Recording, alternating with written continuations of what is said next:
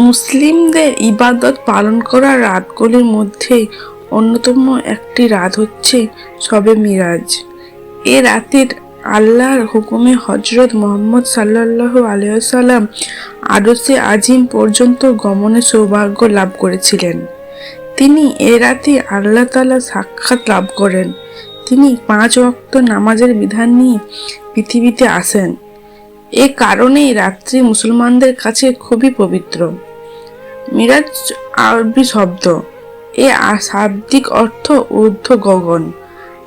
আরবি রজব মাসের 27 তারিখে রাতে মসজিদুল হারাম থেকে মসজিদুল আকসা হয়ে বোরাকে করে ঊর্ধ্বাকাশ পাড়ি দিয়ে আরশে আজিমে আল্লাহর দিদার লাভ করেন মুহাম্মদ সাল্লাল্লাহু আলাইহি ওয়াসাল্লাম। একে ইসলামে মেরাজ বলা হয়।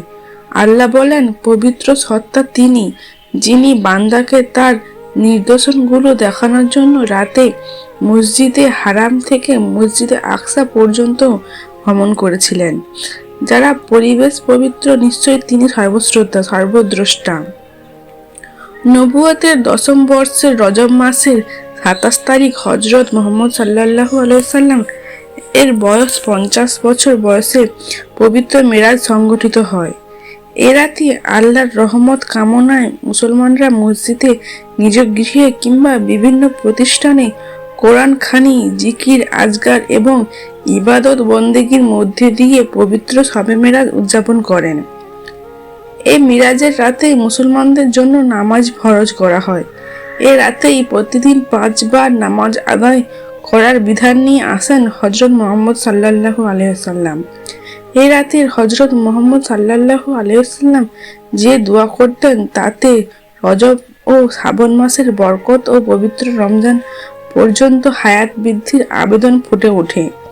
দোয়াটি তিনি নিজে পড়তেন এবং মুসলিম উম্মাহকে পড়তে বলেছেন। দোয়াটি হলো, আল্লাহুম্মা বারাক লানা ফি রাজাবা ওয়া শাবান ওয়া বাল্লিগনা রমাদান। অর্থ, হে আল্লাহ, আপনি রজব ও শ্রাবণ মাসকে আমাদের জন্য বরকতময় করুন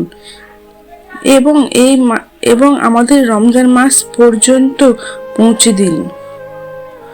রমজান ও শ্রাবণ মাসে হযরত মুহাম্মদ সাল্লাল্লাহু আলাইহি ওয়াসাল্লাম এই দোয়াটি বেশি বেশি পড়তেন, যা মুসলিম উম্মার জন্য অনুকরণীয় অত্যন্ত গুরুত্বপূর্ণ একটি আমল।